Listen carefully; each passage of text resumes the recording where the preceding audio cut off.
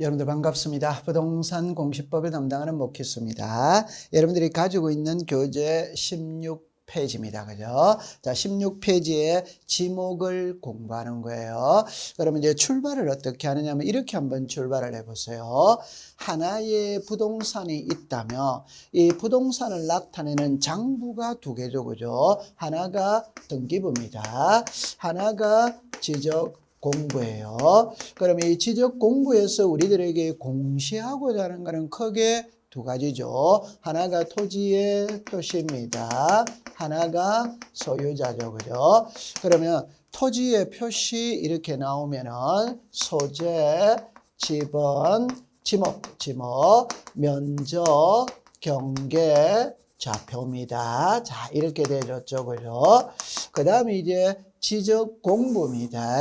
그래서 우리가 이제 앞으로 이어서 제3장에서 지적 공부를 공부하게 될 텐데 연결을 시켜서 공부를 하면은 시간도 단축할 수 있고 효율적입니다. 그럼 이 지적 공부 이렇게 나오면은 대장이 있다, 도면이 있다, 경계점, 좌표 등록부가 있다. 이렇게 되어졌죠. 그죠? 이때 여러분들 모든 장부의 기본은 대장입니다. 대장. 그럼 이 대장은 두 개, 토지 대장, 임야 대장. 이게 가장 기본이에요. 그러니까 남자 아니면 여자다. 이런 게 이해가 제일 빨라요. 그러면 토지 대장을 그림으로 그린 게 지적도예요. 임야대장을 그림으로 그린 게 임야도입니다. 임야도. 자, 그러면 이제 하나 더 연결을 시키면 대장이 있거든. 대장. 그래서 여러분들 보세요. 지적은 토지의 표시에서 시작을 해서 토지의 표시에서 끝을 맺습니다. 그럼 이 소유자는 있잖아요.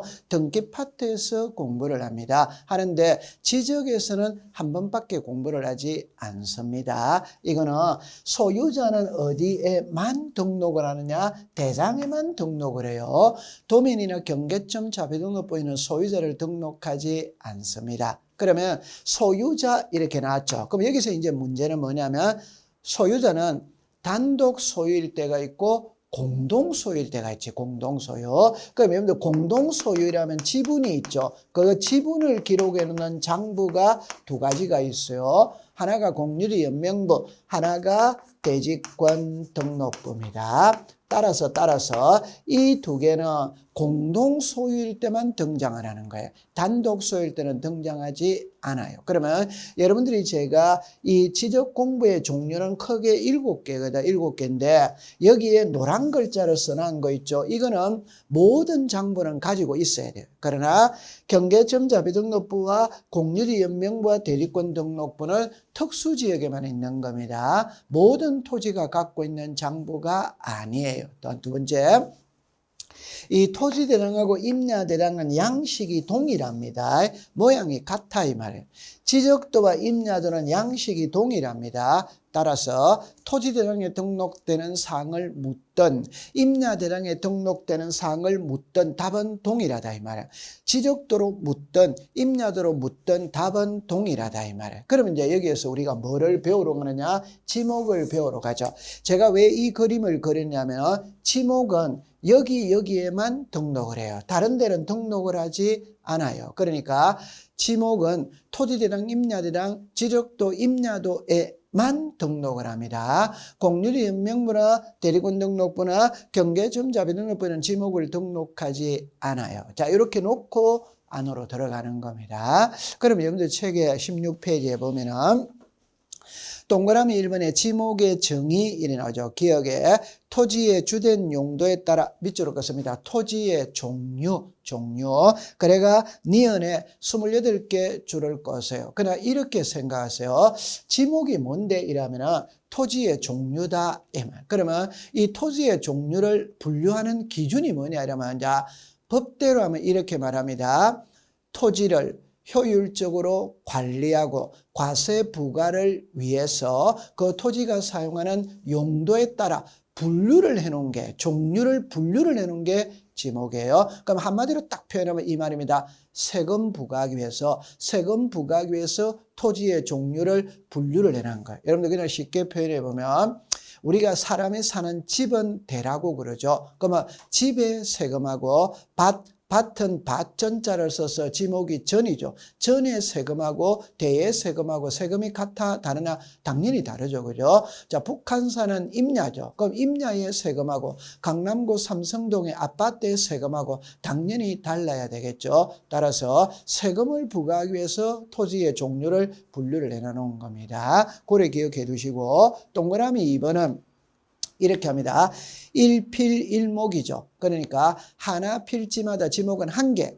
두 번째, 주지목 추종의 원칙이 나오죠. 이 말은 한 필지의 지목은 한 개만 해야 됩니다. 그러면 여러 개가 있었을 때 한 개만 해야 되니까 가장 주가 되는 지목을 따라간다. 이게 주지목 추종의 원칙입니다. 그 다음에 디귿에 영속성의 원칙 이래 나오죠. 이거는 일시적, 임시적으로 사용했다고 해서 지목이 변하느냐? 변하지 않는다 이 말입니다. 그래서 영속성의 원칙입니다. 자, 그 다음에 이제 17페이지 지목의 구분으로 갈게요. 여러분들 여기서 일단 무엇을 알아야 되느냐면, 자, 보세요. 지목은 있잖아요. 법에서 딱 정해놨습니다. 저는 이거다. 답은 이거다. 대는 이게 딱 정해놨어요. 그러니까 자기 생각을 개입시키면 안 됩니다. 그냥 법에서 이거는 전이라고 하는구나, 답이라고 하는구나, 과수원이라고 하는구나 이렇게 들어가야 돼요. 그래서 여러분들이 공법을 공부할 때는 수능을 해야 됩니다. 사법은 사생활이죠. 그 막말로 말하면 내가 팔기 싫으면 안 팔면 돼요. 사기 싫으면 안 사면 돼요. 그러나 우리가 배우는 부동산 공시법은 공법입니다. 공법은 개인과 국가와의 관계를 규율하거든.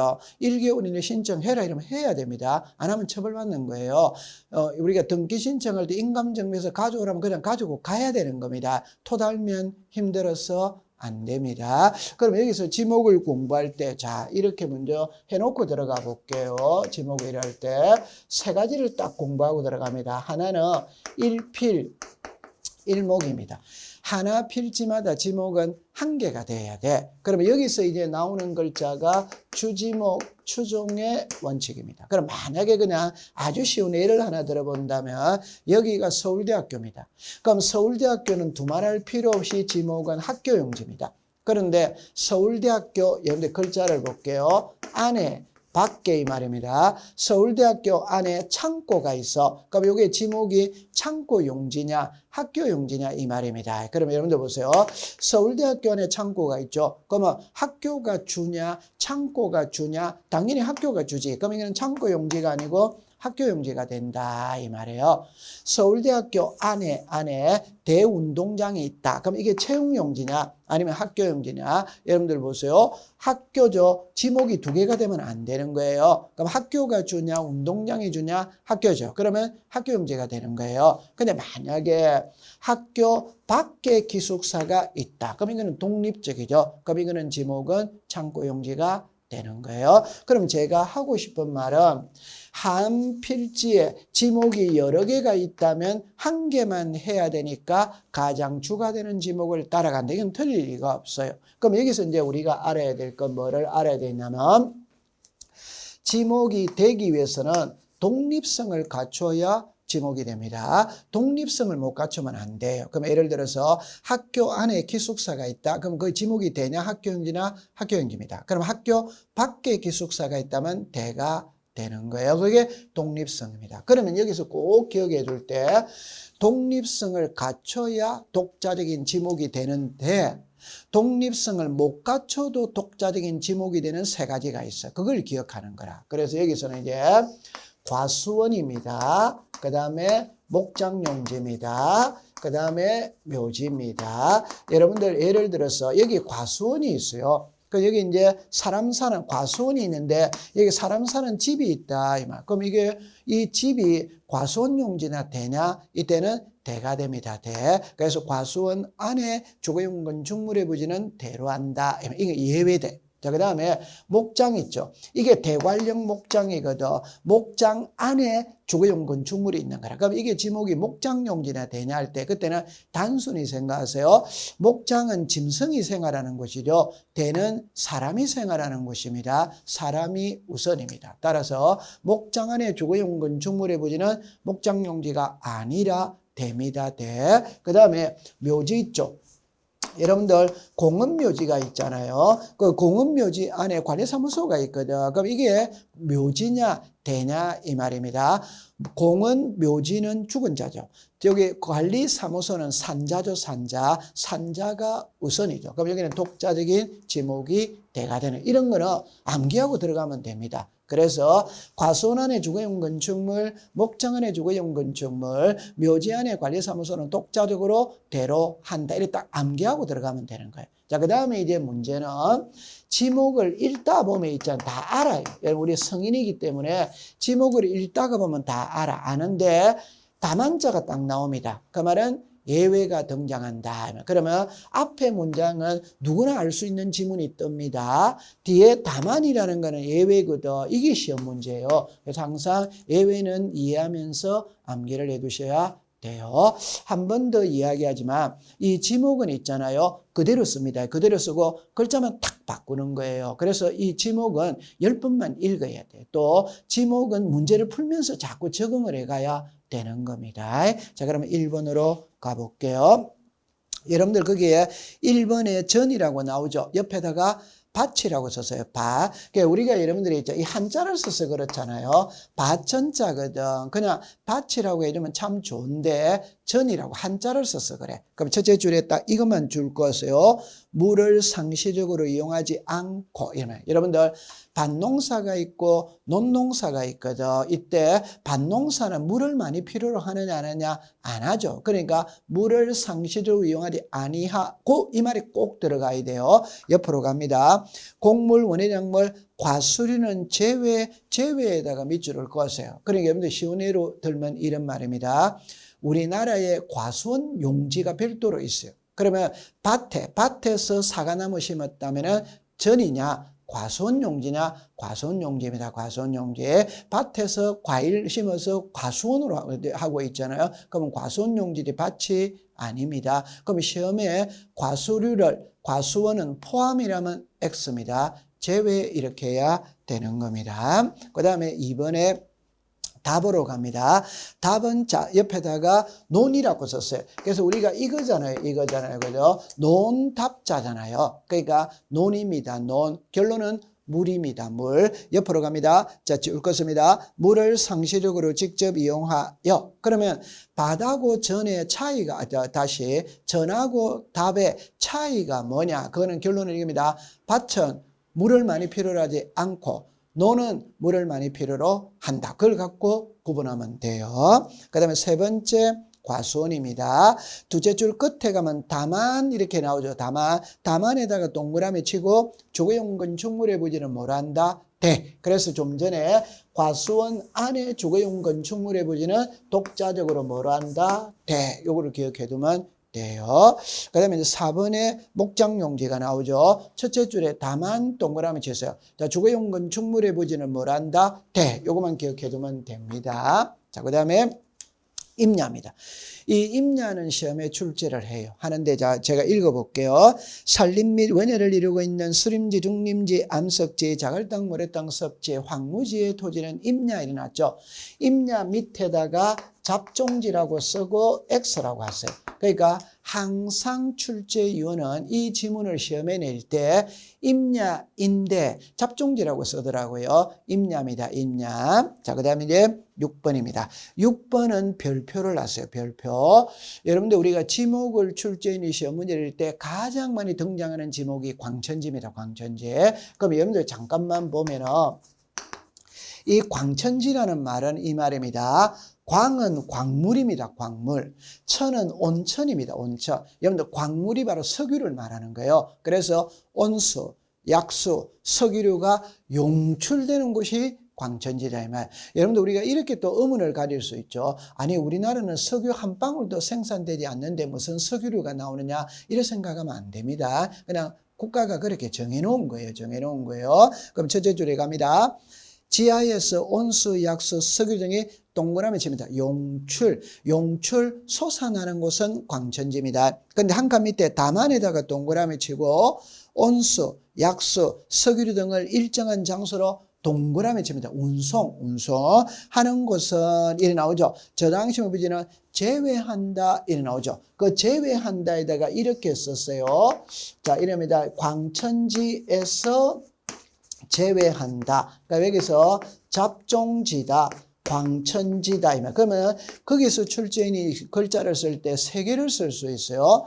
광천지에서 제외한다는 말은 오입니다. 그런 말은 광천지가 아니라는 말이에요. 그럼 무엇인데? 잡종지입니다. 그러면 잡종지라고 해도 오입니다. 근데 거기를 광천지라고 하면 X가 된다. 그러니까 광천지는 용출되는 곳이 광천지지 운송하는 곳은 광천지가 아니에요. 그거는 잡종지입니다. 그럼 요 세 개 중에 한 개를 쓸 거예요. 광천지에서 제외한다는 말은 O, 잡종지로 한다는 말은 O, 광천지로 한다는 말은 X. 그 아주 중요한 문구입니다. 그 다음에 7번에 염전이노, 염전. 둘째 줄에 담안에다가 동그라미 치세요. 천일제인 방식으로 하지 아니하고 동력으로 바닷물을 끌어들여 소금을 제조하는 공장시설물의 부지는 제외 이래 나오죠. 그 제외가 바로 공장용지죠. 공장용지. 그러니까 우리나라의 지목이 염전이라는 지목이 있는데 그 염전은 천일제염만 염전이지 공장에서 소금 만들어내는 것은 공장용지지 염전이 아니에요. 그죠? 자, 그 다음에 대입니다. 여러분들 대는 사람들이 생활하는 곳이 대입니다. 그럼 사람들이 생활한다는 게 집이죠. 집, 주거, 사무실, 업무용 사무실 있죠. 그러니까 우리가 박물관이나 극장이나 미술관 이런 거 전부 다 사람들이 생활하는 곳이죠. 지목이 대죠. 그죠? 대. 한 장을 넘겨볼게요. 9번에 공장용지가 나오는데 이거를 공부할 때는 딱 이렇게 공부하세요. 공장 안에 있으면 전부 다 공장용지입니다. 공장 안에 의료시설이 있다. 대가 아니에요. 공장용지예요. 공장 안에 체육시설이 있다. 대가 체육용지가 아닙니다. 공장용지입니다. 그러니까 공부를 할 필요가 없어요. 공장 안에 있으면 전부 다 공장용지다. 이러면 되는 거예요. 자, 그 다음에 10번에 학교 나오죠. 그때도 공부할 필요가 없어요. 학교 안에 있다 이러면 학교용지가 되는 겁니다. 따라서 이런 거를 시험에 출제를 낸 적은 한 번도 없어요. 자, 그 다음에 11번에 주차장입니다. 자동차 등의 주차에 필요한 독립적인 시설을 갖춘 부지와 주차 전용 건축물 및 이에 접속됨을 주장한다. 다만 동그라미 치세요. 다만 자, 여러분들이 제가 여기서 하고 싶은 말은 이 말입니다. 우리나라 지목에 주차장이라는 지목이 있거든. 그러면 주차장이라는 글자가 들어가면 다 주차장이냐 아니냐? 아니다 이 말입니다. 예외가 있다. 그래서 여러분들 A에 보면은 이래 나죠. 주차장법 제2조 제1호 과목 다목의 균형에 따라 노상주차장 이렇게 나오잖아요.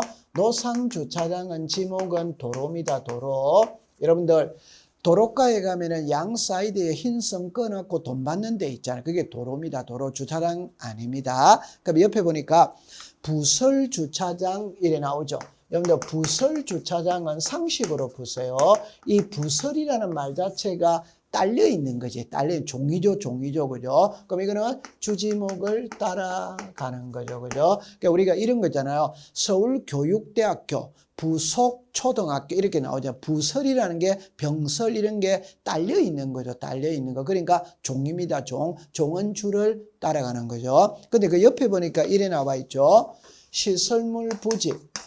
시설물 부지 인근에 설치된 부설 주차장 이렇게 나오잖아요. 그러면 여러분들 이제 법을 공부할 때 자 보세요. 이거는 부설 주차장이고 이거는 시설물 부지 인근에 설치된 부설 주차장이고 표현이 완전 다르잖아요. 그죠? 그럼 예를 들어 보면은 만약에 여기에 가든이 있다. 여러분들 가든의 지목은 대지대. 그런데 이 가든에 주차장이 딸려 있거든. 이게 부설 주차장이에요. 그럼 이거는 지목이 대입니다. 대. 그런데 이 가든에 장사가 너무 잘 돼. 주차 공간이 부족해. 그럼 옆에 공터를 사들여서 주차장으로 만들 수 있거든. 이게 시설물 부지 인근에 설치된 부설 주차장입니다. 그럼 이거는 주차장이 된다. 이렇게 기억해두면 돼요. 그 다음에 B를 보세요. B. 자동차 등의 판매 목적으로 설치된 물류장, 야외 전시장 이래 나오죠. 그거는 잡종지죠. 그죠? 잡종지. 자, 그 다음에 12번입니다. 주유소 용지입니다. 답을 먼저 내놓고 이야기할게요. 주유소는 당연히 주유소입니다. 그럼 기름을 판매하는 곳이 주유소라는 거 이해하죠? 근데 요즘에 전기차 있지, 가스차 있지, 휘발유차 있지, 예를 들어서 경유차 있지. 그건 전부 다 판매하는 곳은 주유소 용지입니다. 하나 조심할 거, 판매하기 위해서 기름을 저장해 놓는 것도 주유소 용지, 기름을 판매하는 것도 주유소 용지. 그렇게 딱 하면 돼요. 그러면 여러분들, 자, A로 갑니다. A에 석유 제품, 액화 석유가 전기 또는 수소통에 밑으로 갔습니다. 판매하면 주유소 용지입니다. 자, B로 갑니다. 저유소, 원유 저장소, 거기까지만 딱 줄 거세요. 그러니까 저유소, 원유 저장소라는 말이 기름을 판매하기 위해서 저장해 놓는 것을 말합니다. 주유소 용지입니다. 그런데 첫째 줄에 갑니다. 12번의 첫째 줄에 다음의 토지는 이랍니다. 이래는죠. 자동차 선박, 기차 또는 제작 또는 자 죽었습니다. 정비 공장 안에 설치된 급유, 속유신 부지는 제외한다 이래 나오죠. 그 옆에다가 공장용지, 제가 그랬죠. 공장 안에 있으면 전부 다 공장용지라고 이야기를 했어요. 자, 그 다음에 13번입니다. 창고 용지는 그냥 말 그대로 창고입니다. 여기서 조심할 때 지목이 되기 위해서는 독립성을 갖춰야 돼요. 공장 안에 창고는 창고 용지가 아닙니다. 공장 용지입니다. 여러분들 영동고속도로를 타고 여주 이천에 가다 보면 양 사이드에 물류 창고들 많죠. 그게 창고 용지입니다. 자, 그 다음에 14번에 도로입니다. 도로. 첫째 줄에 다만에다가 동그라미 치세요. 아파트, 공장 등 단일 용도의 일정한 단지 안에 설치된 통로는 제외한다 이래 나왔죠. 여러분들 아파트가 있다 이 말이에요. 그럼 여기서 아파트 있죠. 그럼 이게 1동이고 2동이거든. 요게 통로가 있지. 그럼 이게 도로냐 대냐? 여러분들 아파트 안에 있잖아요. 그럼 당연히 대가 되는 거지 도로가 아니에요. 그럼 공장 안에 통로는 도로가 아닙니다. 공장 용지가 되는 겁니다. 그럼 이제 A를 갑니다. 도로입니다. 도로. 일반 공중의 교통 운수를 위하여 밑줄을 긋습니다. 보행, 밑줄을 긋습니다. 차량 운행. 그러면 사람이 다니는 길은 보행이죠. 그 당연히 도로지. 자동차 가는 길은 당연히 도로지. 자, 그 다음에 제일 위에 19페이지 제일 위로 갑니다.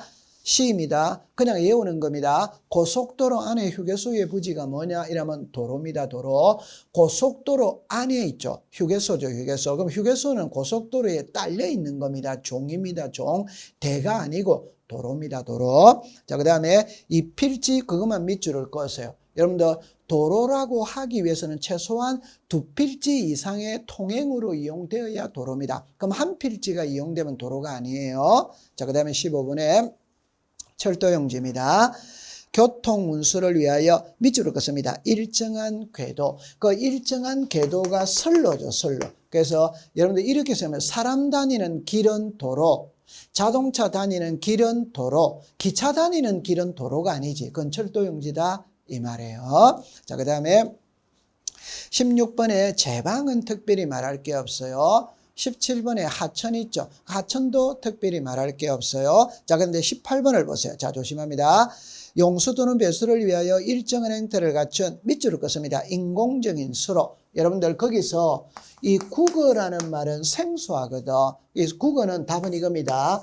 농수로를 말하는 거예요. 농수로. 또랑 있죠. 또랑. 미꾸라지 노는 또랑 있죠. 이걸 국어라고 이야기합니다. 그러면 여러분들 인공적인 수로가 있잖아요. 그럼 예를 들어서 하천을 여러분들 한번 볼게요. 이 하천은 자연 발생적으로 생긴 거지. 예를 들어서 안양천, 중량천, 도림천 이런 거 있죠. 이건 자연 발생적으로 생긴 겁니다. 근데 농수로는 있잖아요. 우리나라에는 천수답이죠. 하늘에서 비만 내려오기만을 기다리거든. 근데 5, 6월 달에 비가 안 오면 모신기를 못 하는 거지. 그러니까 관계시설을 만들어서 물을 끓여들이지. 그게 인공적인 수로입니다. 그런 게 국어예요. 그렇게 정리해 두세요. 자, 그런데 여기서 18번입니다. 둘째 줄에 시설물의 부지와 거기서 자르세요. 자, 그 다음에 자연의 유수가 있거나 있을 것으로 예상되는 밑줄을 긋습니다. 소규모 수로부지. 국어 일어났죠. 그럼 국어 밑에다가 하천이라고 쓰고 X라고 했어요. 그걸 국어라고 해야지 하천이라고 하면 틀린다. 그러면 여러분들 자 17번입니다. 18번입니다. 17번을 여러분들 소리 내서 읽어보겠습니다. 17번. 자연의 유수가 있거나 있을 것으로 예상되는 토지. 18번의 둘째 줄을 소리 내서 읽어보겠습니다. 자연의 유수가 있거나 있을 것으로 예상되는 소규모 서로바지. 거기서 결론은 소규모가 들어가면 국어, 안 들어가면 하천. 그렇게 구별하면 돼요. 자, 그 다음에 19번입니다. 유지죠. 유지. 자, 첫째 줄에 줄을 긋겠습니다. 물이 고이거나 상시적으로 물을 죽었습니다. 저장하고. 그러니까 여러분들이 물이 흐르는 곳은 하천이지. 물이 고여 있는 곳. 이 고여 있다는 게 호수나 연못이나 댐이나 저수지를 말하는 거예요. 이건 유지. 여러분들 유지는 글자가 생소하죠. 그래서 물이 고여 있는 곳, 물을 저장하고 있는 곳을 유지라고 불러요. 그죠? 자, 그 다음에 19번의 둘째 줄입니다. 둘째 줄에 연왕골 있죠. 그 연 앞에다가 문을 자르세요. 이렇게 자르세요.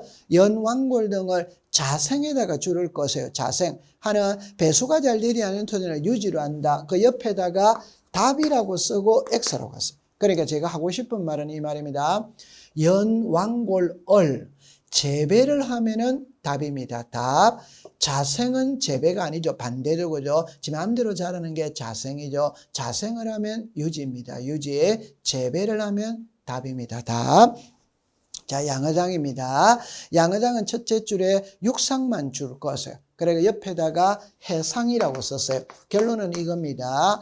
양어장은 육지에서 고기 길러야 양어장이지 바다에서 고기 기른다 그러면 바다는 토지가 아니죠. 그럼 지목이 없습니다. 자, 그 다음에 수도용지입니다. 여러분들 수도는 상수도 정화시설 있잖아요. 물을 정수하여 공급하기 위한 요것만 알면 되는 거예요. 이거는 답을 틀리게 만들 수 없습니다. 항상 옳게 만들 수밖에 없어요. 자, 그 다음에 이제 공원입니다. 공원은 이 말만 조심하면 됩니다. 둘째 줄에 오른쪽에 공원 또는 녹지로 결정고시 된 토지. 답이 나와 있죠. 공원 또는 녹지로 결정고시 된 토지는 공원이다. 됐죠? 자, 그 다음에 이제 채용용지입니다.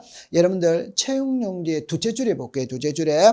자, 이러면 이제 종합운동장, 실내체육관, 야구장, 골프장, 스키장. 이건 당연히 체육하는 곳이죠. 그게 당연히 채용용지가 돼요. 그런데 셋째 줄 끝을 보세요. 끝에 보면 다만에다가 동그라미 쳐서 체육시설로서 영속성과 독립성이 미흡한 정구장, 골프 연습장, 실내 수영장, 체육도장 거기서 자르세요. 그러면 답이 바로 나와 있죠. 영속성과 독립성이 미흡하니까 독자적인 지목이 있는 게 아닙니다. 독자적인 지목이 있는 게 아니라는 말은 주지목을 따라가는 거예요. 그럼 주지목을 따라가는 겁니다. 주지목을 따라가는 거예요. 자, 그런데 거기 밑에 그럽니다. 23페이지 제일 아래를 봅니다. 아래. 유수를 이용한 요트장, 가누장의 토지는 제외해놨죠. 제외 옆에다가 하천이라고 썼어요. 하천. 그래서 유수를 이용한다는 것은 물 흐름을 이용해서 가누 탄다 이 말이잖아요. 그건 하천입니다. 채용용지가 아닙니다. 그렇게 정리하면 돼요. 자, 그 다음에 24번입니다. 유원지거든. 여러분들, 자, 첫째 줄을 볼게요. 일반 공정의 위락, 휴양 등에 적합한 시설을 종합적으로 갖춘 그 위에다가 놀이기구라고 썼어요. 놀이기구. 그러니까 유원지는 놀이기구입니다. 놀이기구. 그러니까 여러분들 거기서 출제위원이 유원지를 물었을 때는 반드시 첫째 줄을 써야 돼요. 그러니까 일반 공정의 위락, 휴양 등에 적합한 시설을 종합적으로 갖춘 이 말을 써야 됩니다. 그러니까 옆에 보니까 수영장이 나오죠. 그 옆에다가 에버랜드. 여러분들 에버랜드에 가면 캐리비안 베이가 있잖아요. 그게 수영장이죠. 근데 거기 놀이기구가 있지. 그럼 그게 채용용지나 유원지입니다. 유원지. 공원이 아닙니다. 유원지입니다. 유원지. 딱. 그 다음에 여러분들 항상 유원지를 물을 때는 첫째 줄이 들어가야 됩니다. 일반 공정의 위락, 휴양 등에 적합한 시설을 종합적으로 갖춘 이 말이 들어가면 뒷글자는 볼 필요 없어요. 전부 다 유원지로 한다. 그렇게 정리하면 됩니다. 자, 25번은 종교용지죠. 첫째 줄 끝에 교회, 사찰, 향교 이게 종교용지잖아요. 시험에 출제할 부분은 안 됩니다. 자, 26번으로 갑니다. 사적지입니다. 문화재로 지정된 거기까지만 딱 줄 긋고 한 칸 밑에 담안에다가 동그라미 쳐서 학교용지, 공원, 종교용지는 다른 지목으로 된 토지 안에 있는 유적, 고적, 기념물들을 보는 토지는 제외한다 이래 나오죠. 그러니까 여러분들 성균관 대학교는 학교용지지. 근데 성균관 대학교 안에 공자를 모신 사당 명륜당이 있거든. 그러면 그 사적지냐 학교용지냐? 성균관 대학교 안에 있죠. 그러면 그는 뭐 사적지가 아닙니다. 학교용지입니다. 탑골 공원이 있죠. 그러면 공원이지 지목이. 그런데 탑골 공원 안에 원각사지 10층 석탑이 있거든. 그게 사적지냐 공원이냐? 탑골 공원 안에 있기 때문에 사적지가 아니에요. 공원입니다. 과거 시험에 이렇게 출제를 한 적이 있어요. 속리산 법주사 경내에 보물, 쌍사자, 석 등의 지목이면 이게 시험에 나왔죠. 법주사 안에 있는 문화재잖아요. 그럼 사적지가 아니라 종교용지가 되는 겁니다. 그렇게 이해하면 돼요. 자, 그 다음에 묘지입니다. 묘지는 시험에 내면은 셋째 줄 끝에 다만 동그라미 치세요. 묘지 관리를 위한 건축물의 부지는 대로한다. 그래서 아까 전에 여러분들 과수원 안에, 목장 안에, 묘지 안에 주거용 건축물 관리사무소는 독자적으로 대로한다고 딱 되어졌어요. 자, 그 다음에 이제 28번의 잡종지입니다. 자, 볼게요. 다음에 토지는 잡종지는 다만 동그라미 치세요. 자, 원상회복 조건으로 그것만 밑줄을 긋고 원상회복 조건으로 이 밑줄을 긋고 그다음에다 돌을 캐내고 흙을 파내고 허가된 토지는 제외 이래 나오죠. 제외 옆에다가 임야라고 썼어요. 임야. 여러분들 보세요. 이게 산이거든. 그럼 산은 지목이 임야지.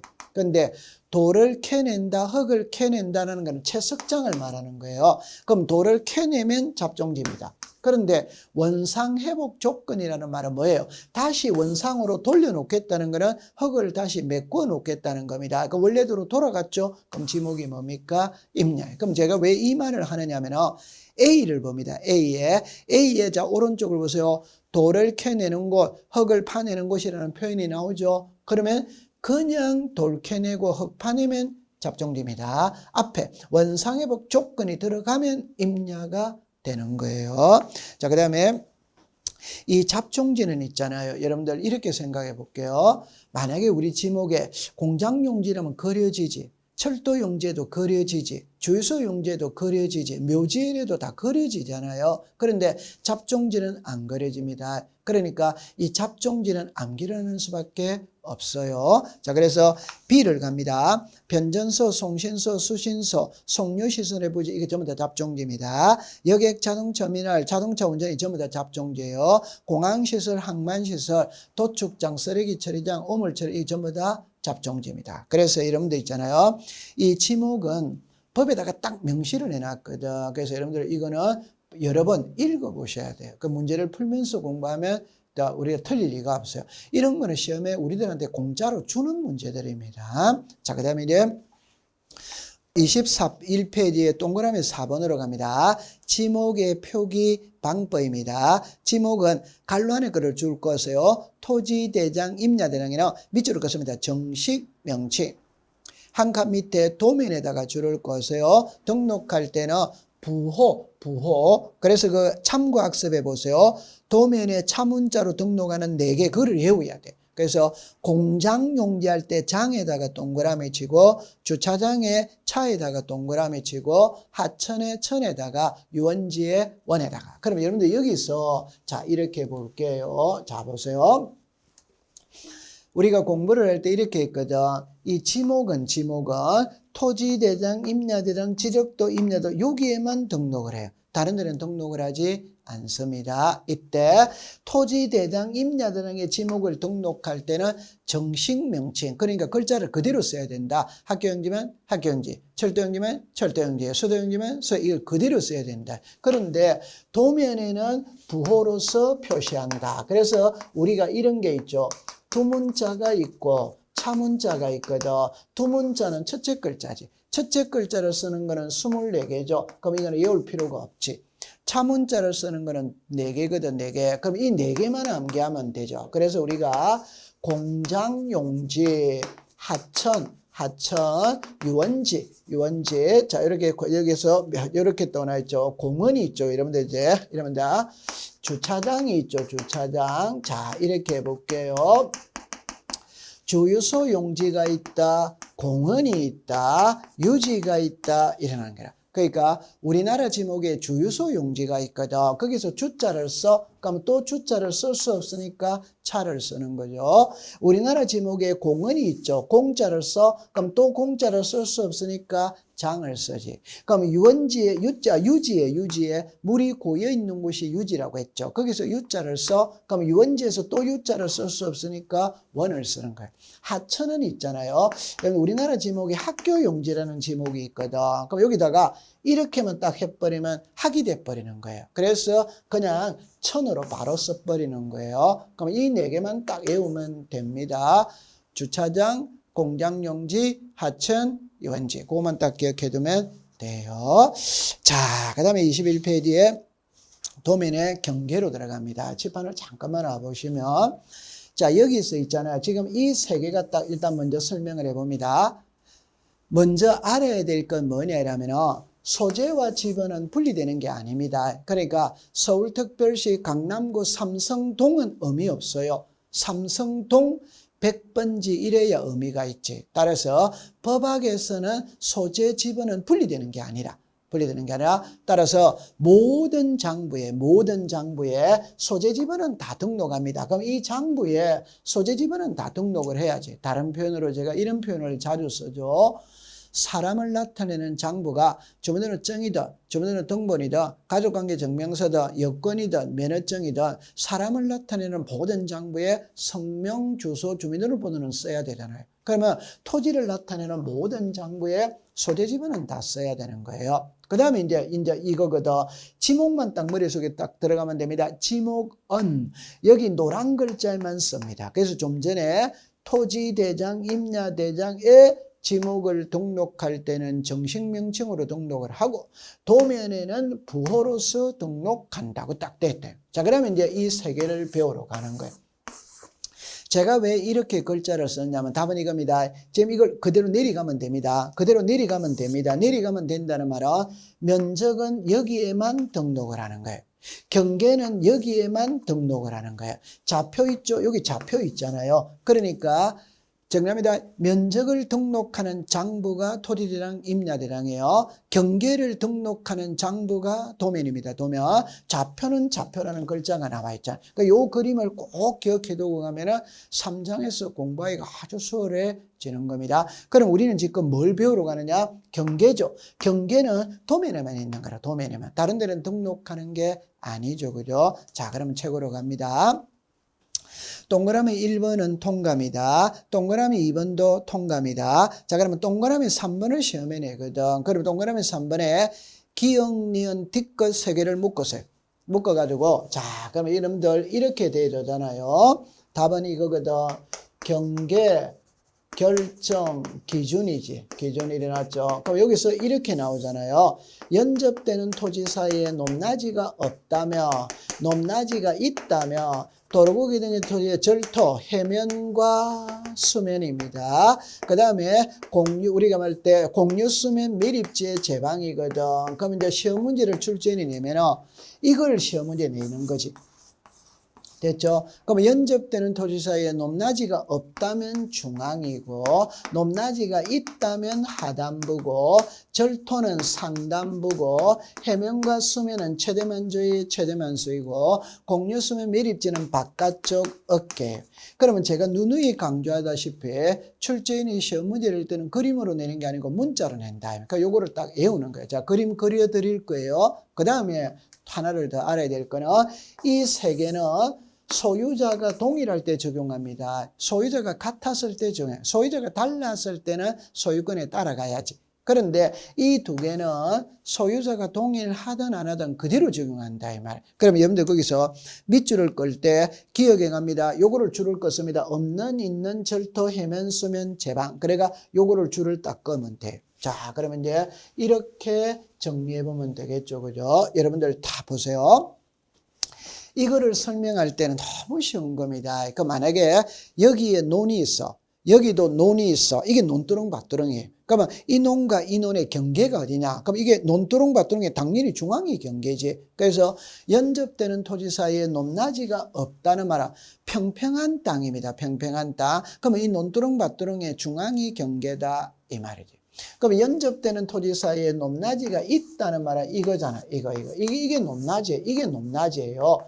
그럼 여기에 논이 있다. 여기에 논이 있다. 이 논과 이 논의 경계 결정의 기준은 상단부가 경계라면 여기가 경계가 될 것이고 하단부가 경계라면 여기가 경계가 되는 거예요. 그 다음에 도로구가 등의 토지의 절토라는 말은 절개지를 말하는 거거든. 그러니까 우리나라는 있잖아요. 산이 많잖아요. 그러면 고속도로 건설하기 위해서 산을 이렇게 깎지. 그러면 정합니다. 여기가 절개된 부분이에요. 그러면 어디까지가 도로이냐? 하단부가 경계라면 여기서 여기까지만 도로가 되는 거예요. 상단부가 경계라면 여기서 여기까지가 도로가 되는 거예요. 당연히 고속도로 건설할 때 이 부분도 수용합니다. 그럼 이 부분도 도로가 되는 거예요. 자, 됐죠? 자, 그 다음에 해면 또는 수면이라는 거는 이거죠. 그죠? 바다와 육지의 경계가 어디냐 이 말이에요. 그럼 여러분들 여기가 육지입니다. 여기가 바다입니다. 그럼 여기가 백사장 모래사장이지. 그럼 여러분들 우리가 경포도 해수욕장에 가면은 파도가 밀려오잖아요. 그럼 모래가 쌓여 있는 모습을 보면은 아 파도가 여기까지 밀려오구나 그걸 알 수 있잖아요. 그럼 이게 파도가 밀려갑니다. 그럼 여기까지 밀려온다. 이걸 최대 만족. 여기가 바다와 육지의 경계가 된다 이 말이에요. 그 다음에 공유수면 밀입지의 제방이라는 표현은 이 표현을 말합니다. 여기가 육지입니다. 자, 여기는 바다예요, 바다. 그럴 때 여러분들 이 부분을 제방을 쌓아서 밀입할 수 있지. 그러면 제방의 어깨는 이 부분을 어깨라고 합니다. 그럼 안쪽 어깨냐 바깥쪽 어깨냐 할 때는 바닷가 쪽이 바깥쪽이고 육지 쪽이 안쪽이겠죠. 그럼 제방의 요 바깥쪽 어깨 이 부분이 바다와 육지의 경계가 된다. 그렇게 기억해 두시면 되는 겁니다. 그래서 여러분들 거기에서 동그라미 3번은 출제인의 출제를 아주 자주 하거든. 그래서 요거를 딱 외워둡니다. 연접되는 토지 사이에 높낮이가 없다면 중하, 있다면 하단, 절토는 상단, 해면과 수면은 최대만주의, 최대만수의, 공유수면 밀입지의 제방은 바깥쪽 어깨. 그렇게 기억해 두시면 돼요. 이거는 시험에 3년에 한 번씩 답으로 만드는 겁니다. 그렇게 정리해 두시면 돼요. 그러면 그 밑에 부분은 잠시 쉬었다가 공부를 해보도록 하죠. 자, 여러분들 고생을 했습니다.